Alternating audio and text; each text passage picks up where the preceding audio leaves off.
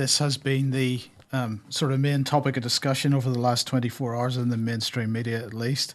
Well, let's have a look at the nice friendly foreword from the delicious Teresa there. Steady. Yeah.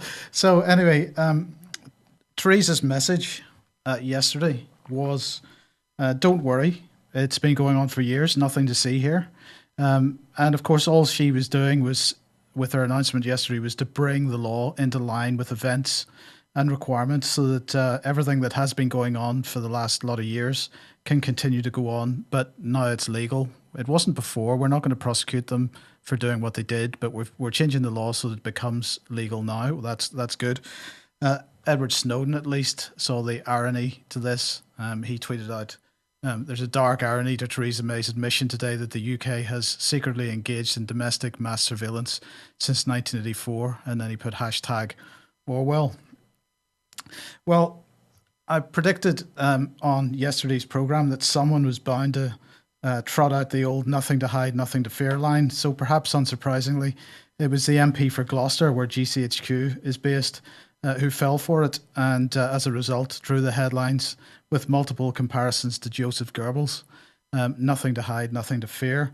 Well, my point yesterday really was that it's that what's going on is continuous change in the relationship between the individual and the state. And I think this is the main story here.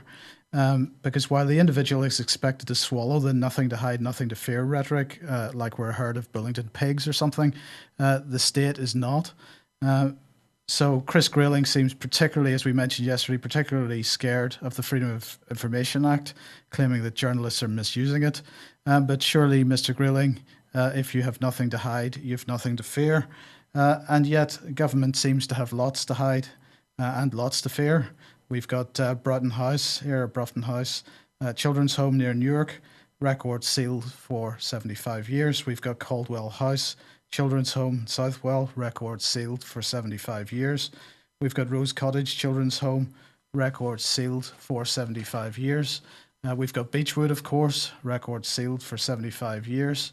Moorgate House in Rotherham, Working Girls Hostel in Sunderland, record sealed for 75 years. The list goes on.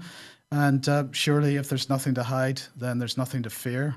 And so who is responsible for sealing these records? Well, none other than Chris Grayling.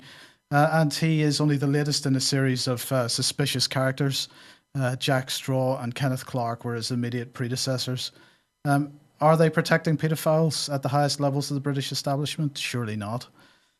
So as I say, what's going on here is a fundamental shift in the relationship between the individual and the state, and I don't think this can be overstated. If these three stooges here if they want complete transparency with respect to individual privacy, because a few individuals represent criminality, terrorism, and the need to protect children, then surely there should also be complete transparency with respect to the many criminal, terrorist, and paedophile establishment figures, including their own colleagues and members of the royal family, who have inflicted untold wrongs on British children and Middle Eastern populations. If there's nothing to hide, after all, there's nothing to fear.